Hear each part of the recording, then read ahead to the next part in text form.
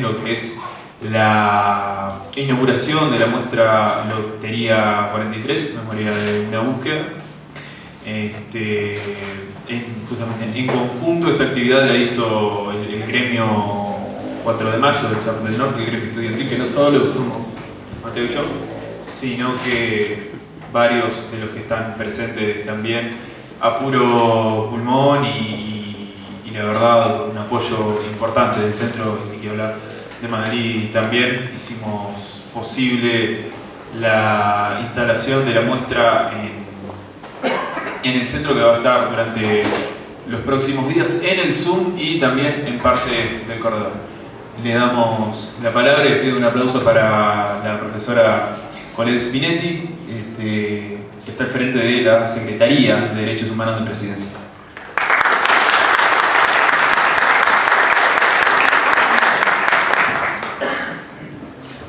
Muy buenas noches a todas. Bueno, es difícil ser la primera en hablar. Siempre digo, no me pongan primera. Porque bueno, hay que romper el hielo y hay que plantear una cantidad de cosas que se le vienen a la cabeza. Primero felicitarles por esta muestra, y más aún siendo profesora, ya felizmente jubilada, pero bueno, una es profesora toda la vida, habiendo pasado también por un centro de formación docente, que en aquel momento, imagínense que les estoy hablando, ninguno de ustedes debe de haber nacido, les estoy hablando del año 84, saliendo de la dictadura militar, iniciando el proceso de democratización. Era una trituradora y había que enfrentarlo. Pero yo celebro estas instancias, y sobre todo celebro esta instancia de transformar, como decía ahí, ahora estaba un poco leyendo para recordar, pero me había quedado en la cabeza esto de hacer arte la crueldad, ¿no? Y cómo el arte tiene ese poder transformador. También vengo del arte, de ser profesora de danza, de haber hecho danza en mi vida. De hecho, ahí siempre lo traigo en el ámbito de la danza, que conocí a quien hoy actualmente es nuestro presidente de la República, porque también supo ser bailarín.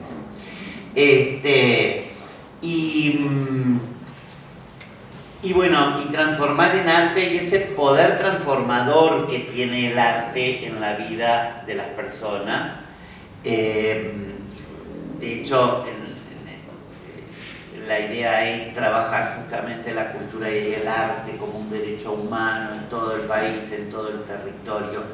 Pero no quiero hablar tanto como secretaria, sino que quiero hablar más como persona, como ser humano, que a una le atraviesan una cantidad de historias, que a una le atraviesan una cantidad de situaciones. Y bueno, celebrar esto, decía por ahí, bueno, el ser humano es cruel, y Butler siempre dice que la sociedad es cruel con quien considera no humano, ¿no? La no humanidad de aquellas personas que se salen del patrón, del mandato social, ¿no?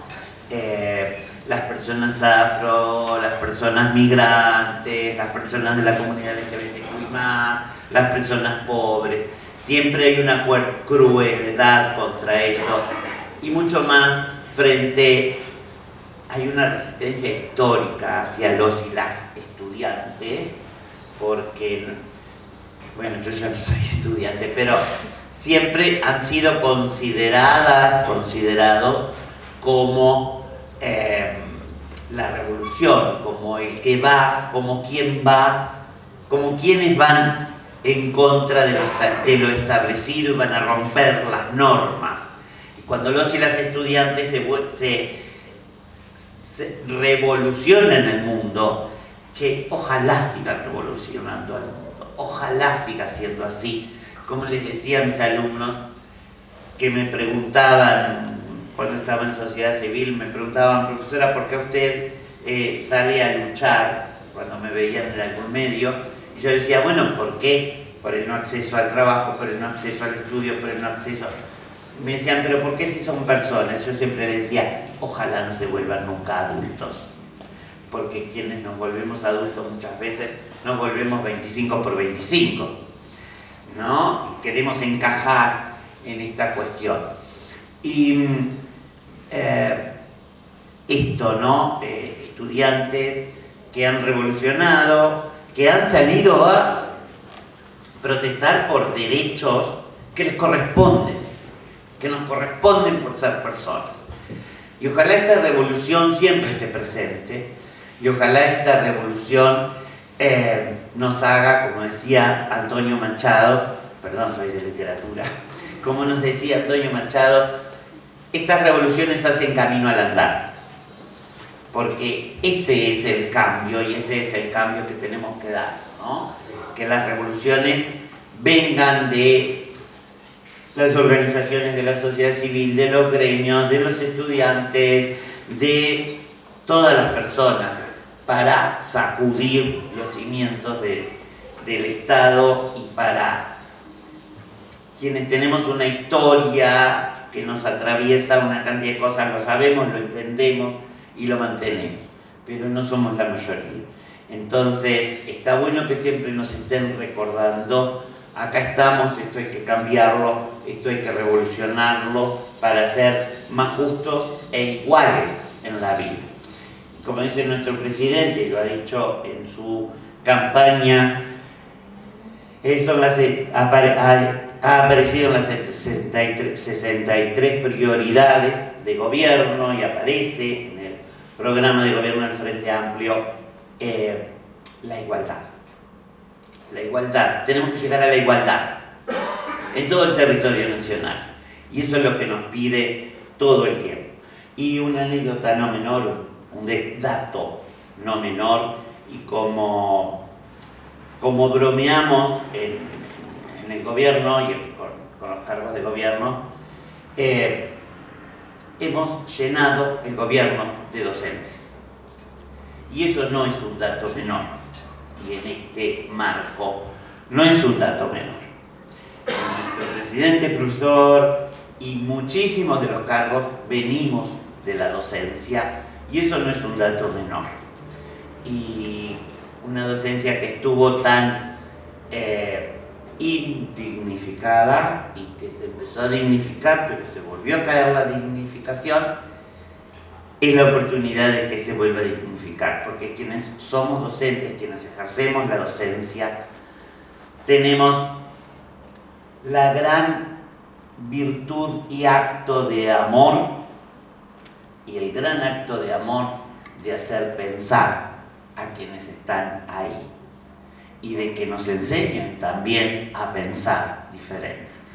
Así que nada, muchas felicitaciones, muchas gracias por la invitación, muchísimas gracias por la invitación, muchas gracias a todas, todos quienes están acá, y dejarles el mensaje, ahora sí desde la Secretaría, dejarles el mensaje que la igualdad en el goce de los derechos humanos, y siempre pensando en la igualdad hacia arriba, la igualdad plena en el goce de los derechos humanos no se construye solo desde el aparato de gobierno, no se construye solo desde la Secretaría, sino que se construye desde todas las personas que vivimos en este país, sin importar raza, género, nacionalidad, identidad, situación socioeconómica y todas las interseccionalidades.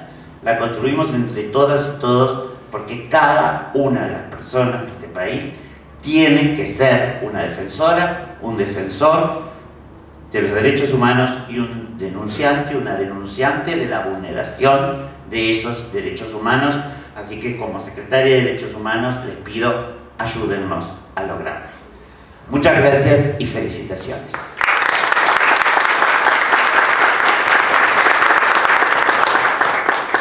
Recording in progress. Muy bien, y ahora entonces le damos paso a la doctora Claudia Verdejo Pérez de la Universidad de Guadalajara, México, quien la tenemos vía Zoom. Bienvenida, doctora, buenas noches. Gracias, buenas noches. Acá estamos en tarde todavía. Me perdí un poquito del discurso de la secretaria de Derechos Humanos porque no tenía el audio, pero alcancé a escuchar lo último y me congratulo y en coincidencia de que todos somos agentes activos para esta transformación de nuestro mundo, de nuestra sociedad, de nuestra cultura. Es que venimos a preparar les preparamos esto a los estudiantes, este trabajo, para que desde su papel activo como estudiantes se reflexione acerca de los derechos humanos y la construcción de memoria. Me presento, soy la profesora Claudia Verdejo de la Universidad de Guadalajara. Desde México les saludo.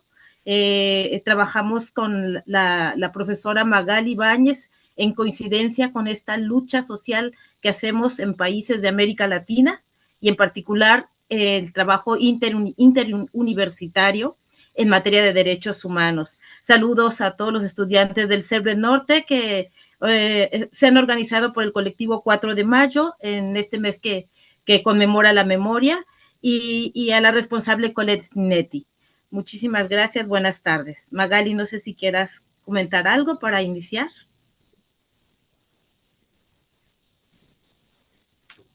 Así no vale, pero bueno, está bien. Comentarles que junto con la Universidad de Guadalajara y la Facultad de Arte tenemos un trabajo interdisciplinario en el que realizamos investigación en el grupo de trabajo de género de la Universidad de la República en su sede Rivera y una de las líneas que atraviesa todas las investigaciones son los derechos humanos y en especial trabajamos con movilidad humana.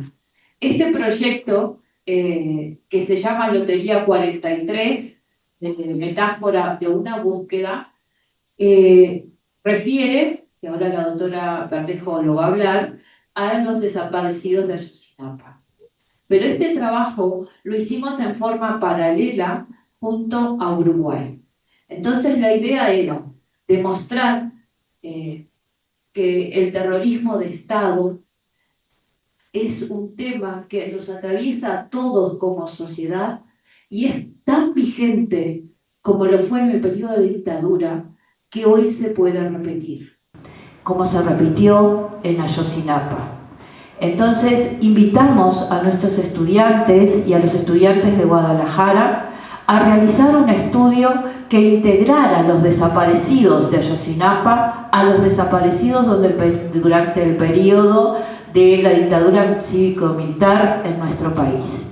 Y esto se hizo un trabajo que tiene que ver con la sensibilidad que pueden llegar a sentir ustedes jóvenes de cosas que no las vivieron. Los que están aquí, la mayoría no vivió ese periodo, pero puede desarrollar a través del arte la sensibilidad y demostrar cómo nosotros tenemos que estar atentos todo el tiempo para la defensa de los gobiernos democráticos y republicanos a lo largo de todas las Américas y también del mundo. Entonces, ¿cómo decirle a estos jóvenes que entre el periodo que estaba comprendida la dictadura de nuestro país, qué fueron los vuelos de la muerte? ¿Qué fue aquello de que desaparecían y que la familia no sabía dónde estaba? ¿Qué era aquello de las Madres de Mayo? ¿Quiénes fueron los desaparecidos de Rivera? Contarles que eran hombres comunes, que tenían familias, mujeres que tenían familias y que no sabíamos dónde estaban y que seguimos sin saber. Y expresar eso a través del arte y estos jóvenes tener la sensibilidad de a través de la literatura contar quién fue Ari Cabrera, escribir sobre Elena Quinteros sin conocerla, solamente con escuchar a sus familiares que les contaron quiénes eran en vida. Y unir eso significa que a través de los futuros profesionales, de ustedes como docentes, pueden seguir manteniendo viva la memoria y tener muy claro que es una historia que tenemos que continuarla siempre, porque la memoria es lo que no permite que las historias se repitan, las feas. Entonces, a través del arte mostramos, y a través de la pintura, a través de la literatura, en lo que hoy con la maestra Verdejo se está empezando a trabajar, es el tema de la literacidad, que son esas nuevas formas de aprender a leer a través de otras formas de escrituras. Y esta que utilizamos fueron los lápices de los estudiantes. Entonces, Lotería 43 utiliza una metáfora que es un juego que está muy arraigado en la sociedad mexicana, y aprender cómo se encaja cada una de estas cartas dentro de lo que es la lotería. Entonces, en este trabajo comparativo lo que buscamos es transmitirle a la sociedad de que las historias se repiten, de que si nosotros no estamos atentos no podemos subvertir las realidades, y que es a través de jóvenes como ustedes, estudiantes y futuros docentes, que nosotros tenemos que mantener y que hacer revolución. La revolución de 1000 formas, que se pueda plantear a través de una obra de arte, que se pueda plantear a través de la música, a través de la literatura, pero que no estamos dormidos. Y que la historia continúa. Y en los centros de estudios es donde nosotros somos multiplicadores y donde podemos contribuir a desarrollar ese pensamiento crítico y sobre todo hacer de cada uno de nosotros unos libres pensadores y libres pensadoras. Claudia, te dejo a ti. Sí, gracias. Yo quiero contarles a manera así de charla cómo surge este proyecto, porque es importante para que comprendamos estas conexiones que tenemos, que nos unen en esta lucha por un mundo más humano, ¿no? Desde lo que ustedes han pasado en el Cono Sur y lo que comenzó a pasar. No es la primera vez, también en el mismo tiempo que sucede esta dictadura militar, nosotros vivimos algo parecido a los vuelos de la muerte, pero fue muy escondido, casi no se supo. En el puerto de Acapulco, Guerrero, ahí avionetas soltaban a las personas que iban en contra de las políticas en ese momento, en los años 70, y ahí desaparecieron, pero fue algo, una estrategia que nadie conoció.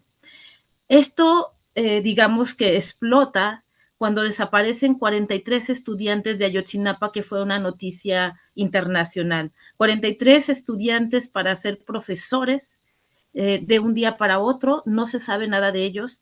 Y bueno, al empezar la búsqueda de estos 43 estudiantes que son de condición indígena, de padres indígenas, migrantes, madres, campesinos, que luchaban para emancipar con sus conocimientos a escuelas campesinas de gente muy pobre, pues habían desaparecido y parece que estaban involucrados todas las partes de gobierno, todas las instituciones.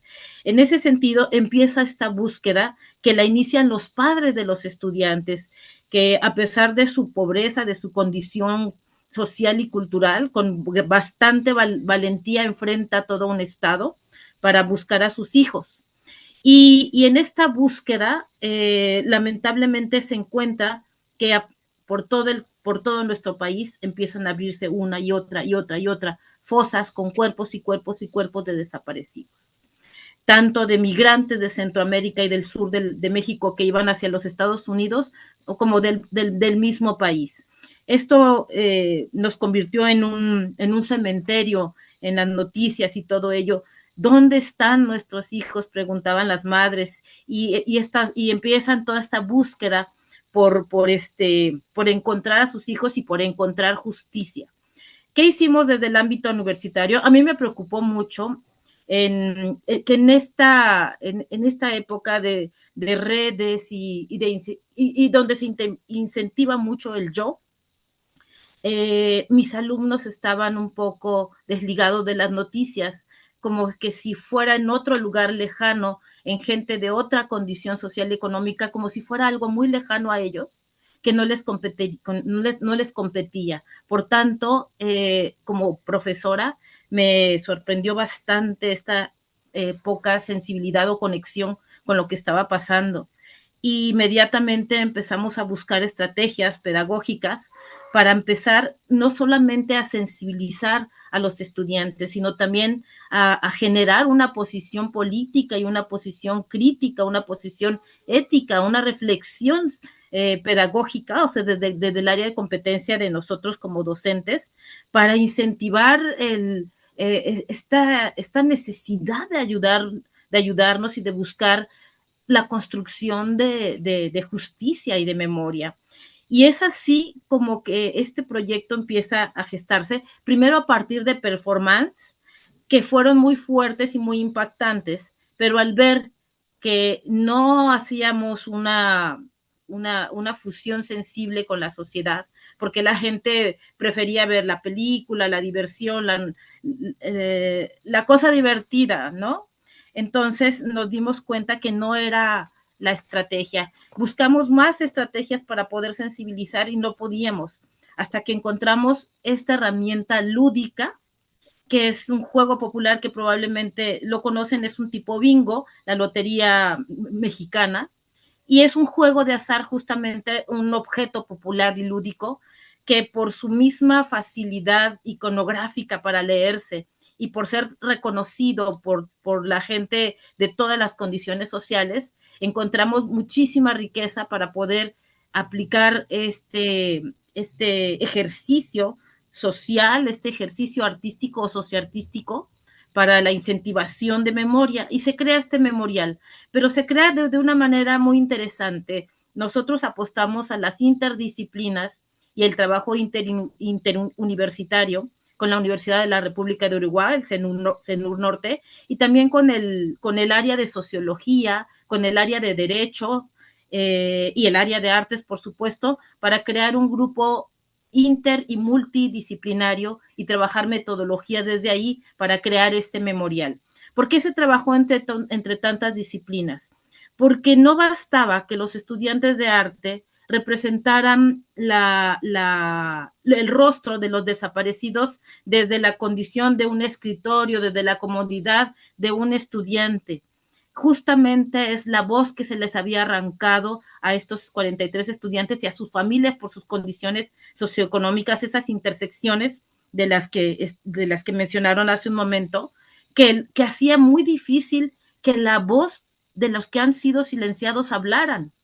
Y entonces decidimos nosotros no ser quien hablara, sino constituirnos como un puente para poder rescatar esas voces. Los cuadros que ustedes ven ahí en la biblioteca, esos rostros, los pintaron los estudiantes de arte, pero no solamente es eso, sino que los rostros es memoria viva de la voz de los padres de estos estudiantes. Es decir, estos retratos fueron construidos desde la memoria de los padres. Si llegan ustedes a ver cada detalle, que se ve por ahí un animal o se ve ahí un elemento de la ciencia o cualquier elemento que ustedes puedan lograr identificar en las cartas que ven en estos rostros de los 43 estudiantes desaparecidos más 3 muertos, ustedes van a ver la memoria de los padres de cómo recuerdan a sus hijos. Entonces se hace un ejercicio en el cual los estudiantes tuvieron que investigar quiénes eran esos muchachos desde la voz y desde la memoria de sus padres. Esto cambia el sentido de representar a la víctima desde nuestra visión, ¿no? Obviamente hay un poco de subjetividad porque siempre entra la interpretación del artista, pero fue la voz de los padres o estos rostros son la voz de la memoria de los padres. Y junto a estas obras se le unieron textos poéticos porque la lotería mexicana se canta quiere decir que cuando se lee para ir colocando cada ficha, se dice un fragmento de la imagen que tú estás viendo, ¿no? Entonces, se crea a través de textos poéticos en la que participan también 67 poetas, porque son los rostros más elementos icónicos de la lotería mexicana que fueron adecuados al contexto de la desaparición forzada para que pudiera leerse y a la hora de estar jugando en las calles, en las escuelas, en las plazas, lo que sucede es que se está generando una búsqueda.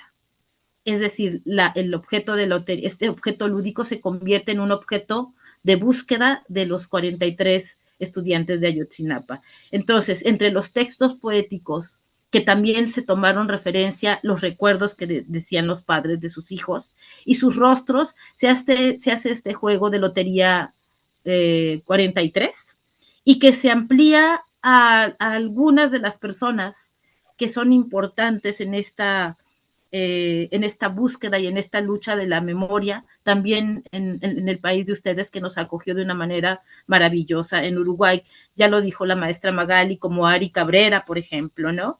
Y entonces se amplía la Lotería Mexicana con ¿cuántas cartas más, Magali? Recuérdame, como unas 9 cartas más, ¿verdad? Sí.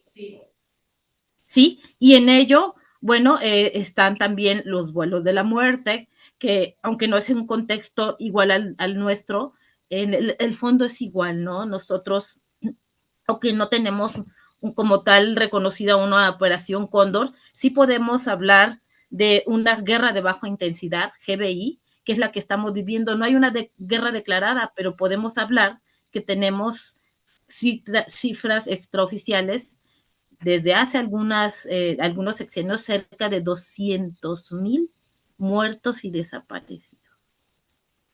Eso, ¿en qué guerra lo pueden ver? Esto es una guerra lo que estamos viviendo. Solamente en el estado en el que yo vivo, que es Jalisco, tenemos 20,000 desaparecidos. Y dicen las madres de los desaparecidos y padres que esto pudiera ser lo doble, porque estas son las cifras oficiales. Este proyecto apuesta a la memoria, la educación y la apropiación estudiantil, es decir, la memoria entendida como un fenómeno social que trasciende la capacidad individual de recordar, y es decir, en colectivo se convierte en un recurso de identidad y de continuidad cultural. Proyectos así como este, también ustedes tuvieron, en el Cono Sur, la Noche de los Lápices, por ejemplo, ¿no? Facilitan la construcción de memoria colectiva y la sensibilidad social y ayudan a que se integre la sociedad, por ejemplo, en este caso sociólogos, expertos en derecho, artistas, comunidad en general, porque también participaron en este proyecto amas de casa, poetas, políticos que no estaban involucrados obviamente en esta situación, comunidades de gente de diferentes ámbitos, y todos con un compromiso social, que es la búsqueda y la construcción de memoria y de justicia. Por tanto, en este proyecto, lo que yo rescato como más importante es el trabajo colectivo. Y justamente cuando hicimos esta presentación en la ciudad de Rivera, estaban familiares de desaparecidos presenciando este proyecto. Esto fue para nosotros impresionante porque lo que se rescata de ello es el trabajo colectivo, ¿no? Esta apropiación de varias comunidades conectados cada una en sus distintos saberes, en sus distintos contextos y realidades sociales, para transformar la sociedad, es decir, en un compromiso ético, en un compromiso político y en un compromiso humano en este contexto latinoamericano, y exigir, nosotros decimos, porque vivos se los llevaron, vivos los queremos y nunca más. Esto es, es un fenómeno que nos recorre América Latina, y donde este lema de nunca más y de porque vivos se los llevaron sigue vigente. Lo de Ayotzinapa pasó hace 10 años, pero hace un mes encontraron un triste lugar donde encontraron cientos de ropas, huesos de gente que no ha aparecido, ¿no? Y este es un solo lugar de muchos que están por todo nuestro país, lamentablemente. Es un país bellísimo el nuestro, pero que está siendo parte de esta guerra de baja intensidad. Decía nuestra presidenta, nosotros ponemos los muertos, otros países ponen las armas. Entonces, ¿de qué se trata este tipo de proyectos? El arte es una herramienta tan poderosa, la hemos considerado muy fuerte porque apela a la subjetividad, y los humanos nos movemos por subjetividad. Nuestras decisiones más importantes de vida apela hacia adentro, sea una condición positiva o negativa, un dolor, una emoción, un recuerdo, las vísceras. Entonces el arte se concibe en este tipo de proyectos para el rescate de memoria como un vehículo para humanizar a las víctimas. Por eso tienen rostro las personas y nombre, no son 43, son Juan, son Carlos, son Abelardo, ¿sí? Transformando estas cifras en rostros y en relatos para poder identificarse con la gente, para movilizar la conciencia. También sirve como un instrumento para generar, justamente como lo que estamos haciendo, espacios de diálogo y de reflexión crítica sobre realidades muy complejas. Por eso el trabajo inter y multidisciplinar, ¿no? A problemas complejos, soluciones construidas también desde la complejidad, para contribuir a la justicia simbólica. Si bien no incidimos directamente generando leyes, sí incidimos en la sensibilidad de aquellos que construyen las leyes y de alguna manera es una reparación simbólica con las víctimas, lo que se hace a través de un memorial. En este caso, por ejemplo, se tuvo la oportunidad de platicar con los estudiantes y con las madres, los sobrevivientes y con las madres de los desaparecidos, de los estudiantes, y nos dijeron que se sintieron acompañadas en este proceso de búsqueda de justicia. O sea, estos 10 años han ido construyendo primero el acompañamiento psicológico, el acompañamiento social, el abrazo a las víctimas. El arte, te dicen por lo general, el arte no puede hacer nada. Yo tengo una experiencia de lo contrario. ¿Por qué? Porque al primero que transforma es al artista. Y si el artista está transformado, o a todos los participantes, pueden incidir en su sociedad desde la trinchera de su conocimiento, ¿no? Y bueno, finalmente, fomentar la participación comunitaria y las redes de solidaridad frente al olvido, que todos los medios de comunicación, o la mayoría, incentivan el olvido con la manera en que construyen los discursos y aparte de revictimizar, y no solamente revictimizar, culpabilizar a las mismas víctimas. Entonces esto se convierte en un arma de resistencia frente al olvido y frente a la impunidad. No sé si quieren alguien preguntar y bueno, puedo continuar, pero me gustaría interactuar con usted. Y la pregunta es, ¿cuánto demoró hacer el proyecto entre los dos países? Sí, mira, cuando sucede voy a decirlo, desde el momento en que sucede la desaparición y empiezan las manifestaciones en el centro de la ciudad, yo trabajo en el centro de la ciudad, ahí está la Escuela de Artes. Ahí es donde podemos decir que se gesta a partir de septiembre del 2015, del 2016, 2014, 15, 16, 2015. Y entre la idea y conseguir a los 67 artistas y poetas, todo ello, nos llevó cerca de 6 meses. Pero después también se trabajó desde un compañero que sabe de matemáticas para hacer las cartas de la lotería y que el juego de azar dificultara el encuentro con los estudiantes a través de esta metáfora visual, y yo creo que fueron otros 3 meses. Puedo decir que al año fue que levantamos la voz con este instrumento, que se planeó ser itinerante. Ha viajado por varios países de nuestro continente y como por cerca de 60 espacios dentro de nuestro país. Y de ello también se construyó junto con la Universidad de la República un libro que se llama Arte Guardián de la Memoria, que está disponible en PDF en la página de la Universidad de Guadalajara, abierto, gratuito, para todo quien le interese cómo el arte se convierte en un instrumento para la construcción de memoria, y es gratis. Entonces podríamos hablar como de un año, porque es 67 pintores y 67 poetas, es muy complejo trabajarlo, pero lo más difícil fue llegar con un juego a la sociedad donde aparecen los rostros de los estudiantes, porque el prejuicio comenzó a surgir de cómo es posible que están jugando con los rostros de los desaparecidos.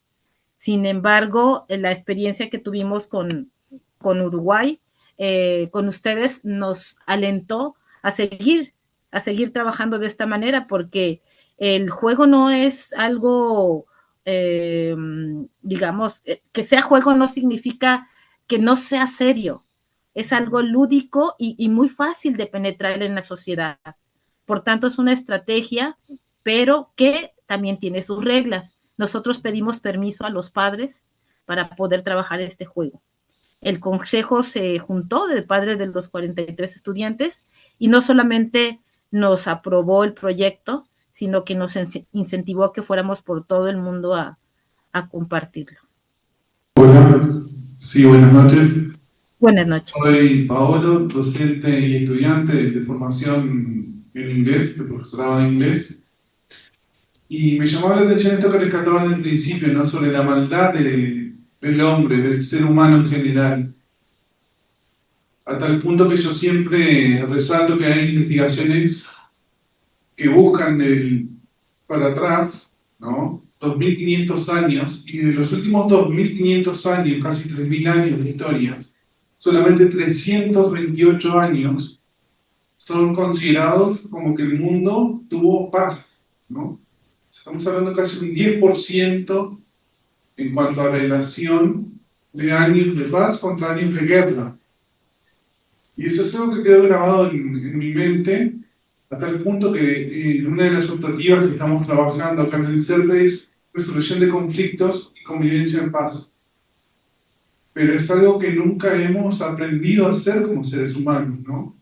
Siempre como que está bueno saber lo que es la paz, tenerla presente, pero siempre está ese juego que hay entre la paz y la guerra a veces, ¿no? Y considero que esto de la dictadura es un gran disruptor y es un separador de aguas, más allá de toda ideología política, de saber quién es el que construye la paz y quién es el que construye la guerra, ¿no?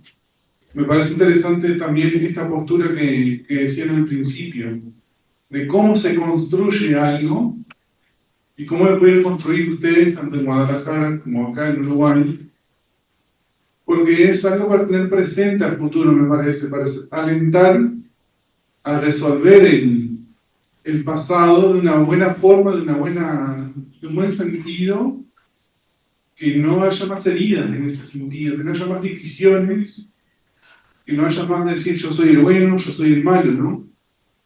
Y me parece interesante este concepto que traías de lo lúdico también. Quería preguntarte en base a eso, ¿cómo surgió ese concepto de jugar con lo lúdico y a su vez hacerlo didáctico para aprender sobre el pasado? Gracias. Sí, gracias. Es interesante lo que dices, muchas gracias por tu comentario. Fíjate que a través de estos trabajos, tengo 25 años en la universidad trabajando, me he dado cuenta de algo. Sí, a lo mejor es una constante, el bien, el mal, la debilidad, la fuerza, la guerra, la paz, pero justamente es por eso que tenemos que seguir trabajando. O sea, la construcción de memoria no es algo que suceda una vez, sino es un continuo. ¿Sí? Siempre se tiene que seguir trabajando en vía de derechos humanos. En nuestros sistemas económicos y políticos es esta rueda que los que están abajo van subiendo, pero hay luego nuevos abajo y luego hay nuevos arriba y hay que seguir trabajando por esta justicia. Yo podría decir en nuestro contexto, no me gusta polarizar de buenos y malos, pero vamos a pensarlo de otra manera. Los que generan la violencia son los menos, pero son muy poderosos. Y los que podemos construir por la paz somos muchos, pero estamos poco unidos. Entonces, este tipo de proyectos lo que buscan es incentivar la colectividad. Si tantos estamos queriendo construir la paz, nos falta esta idea en este caso sería la apropiación crítica de la memoria colectiva. Y bueno, ¿cómo surge esto que sea lúdico? Justamente lo que mencionaba al principio, hacer performance más intensos, más fuertes, con mayor denuncia, fueron rechazados por la gente, porque la gente no quiere ver realidades crudas. Por eso el viaje del héroe es tan exitoso en las películas hollywoodenses, ¿no? Sin embargo, jugar, todo el mundo juega desde pequeño y lo que hace es romper la resistencia de que es algo serio y cuando menos lo piensas ya estás dentro jugando y cuando menos lo piensas estás construyendo memoria y estás buscando a los desaparecidos.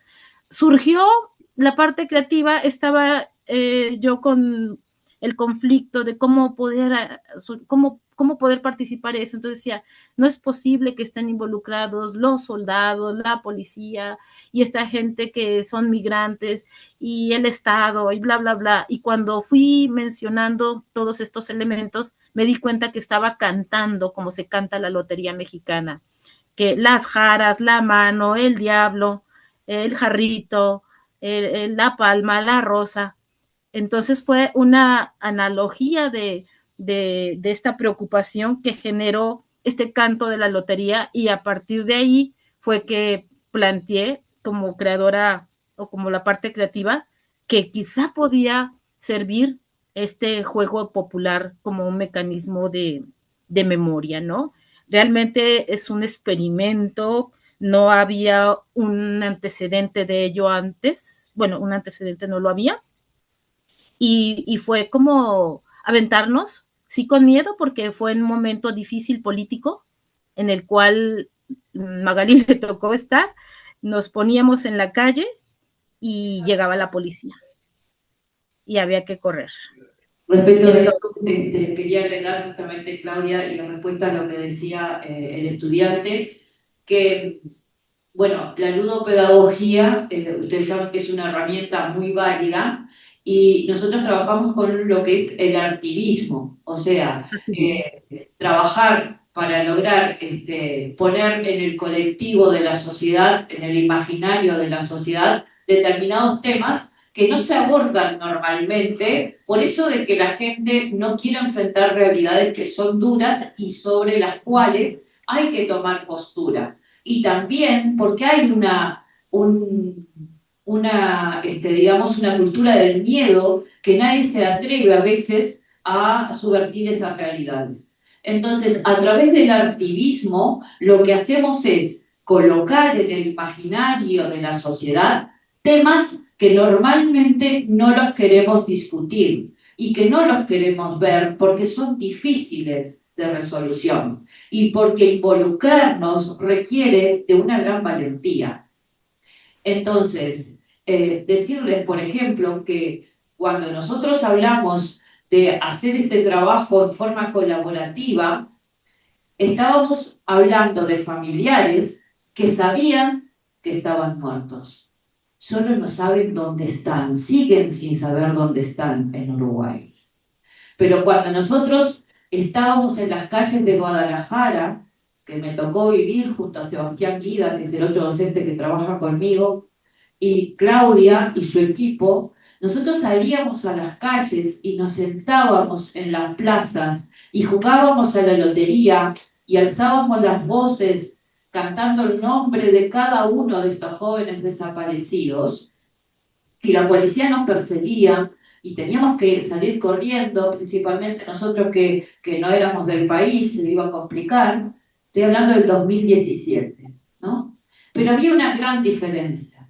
Los familiares de acá sabían que están muertos, solo no saben dónde. Esa verdad es la que dijo una madre el otro día. No queremos solo los huesos, queremos saber qué les pasó. Pero ¿saben algo que a nosotros nos movía profundamente y a los estudiantes? Era que nos tocaba muy hondo porque las madres de los 43 pensaban que aún estaban vivos. Nosotros sabíamos que no. Entonces, no es jugar. Hay una verdad y hay gente detrás y nosotros estamos removiendo eso para buscar una justicia de saber la verdad. Sabíamos que estaban muertos, pero esas madres guardaban aún la esperanza que estaba vivo. Y con eso hay detrás toda una ética que nosotros como docentes, pero sobre todas las cosas como humanos, tenemos que cuidar. Y eso lo tenemos que transmitir también a nuestros estudiantes cuando les vamos a enseñar cómo salir a pelear y buscar verdades. Entonces, creo que con esto, Claudia, Vamos Sí. cerrando si alguien más quiere hacer una pregunta, pero decirles que trabajar con esto juega también con emociones muy profundas, porque estamos hablando con vidas, estamos hablando con derechos. ¿Qué derechos le podemos dar si ya fueron muertos? El derecho a saber la verdad, el derecho a reivindicar que su memoria son personas íntegras y que murieron porque peleaban por un ideal alcanzable, que era poder acceder al conocimiento y luchar por los derechos de aquellos que estaban más desvalidos, ellos siendo desvalidos. Eran estudiantes que eran los únicos que podían salir de esa casa con un título, porque los padres son todas personas de campo, son personas pobres. Ellos volvían a sus casas a trabajar, pero creían en que podían cambiar la realidad, ¿no? Entonces, creo que esa es una de las grandes enseñanzas que nosotros tenemos que poder transmitir. Y el activismo es una de las formas de venir a hacer revolución y buscar sobre todo, que él preguntaba cómo podemos lograr esto. Cuando esto se vuelve popular, el cambio es posible. Y fortalece, y la fortaleza de la colectividad, Magali. Quiero comentar que el arte tiene esa bondad de poderse filtrar sin parecer que traemos bombas, pero son bombas ideológicas que son muy contundentes en verdad. Entonces, a partir de esto podríamos hablar de la pedagogía de la memoria, de la ética, como una propuesta educativa para estas nuevas generaciones, ustedes que son muy jóvenes, sobre pasados dolorosos y estas violaciones a los derechos humanos para reflexionar, para posicionarse, para enfatizar la necesidad de una educación ética como eje central, para reconocer al otro y reconocer que la memoria no es un legado nada más estático, ¿no? Sino un proceso dinámico que todos los días se tiene que construir e incentivar el anhelo de justicia y de estar, como no recuerdo el pensador, pero dicen, estar obligados los unos con los otros, ¿no? Hacer del dolor del otro el propio, pero también con inteligencia, porque aventarse solamente al activismo sin inteligencia no, porque no es tiempo de víctimas tampoco. Entonces, sí encontrar en la colectividad y en las interdisciplinas y en el arte y en sus saberes personales las maneras de luchar por los derechos humanos. Bueno, qué decir, después de todo esto, me estaba viniendo mucha cosa a la cabeza que a veces uno no puede expresar en palabras. Primero, pensar en que esto de la teoría de los demonios, ¿no?, que nos han querido imponer, en la que unos buscaban la estabilidad y otros la buscaban desestabilizar. Por supuesto que es mentira y por supuesto que es un cuco que nos han querido meter para que haya buenos y malos, ¿sí? De hecho, podemos tener bien claro quiénes son los malos si vamos por ese carril, porque por algo tenemos presos desaparecidos, torturados desaparecidos, por algo los tenemos. Entonces, creo que esa teoría ya está desterrada, ya está superada.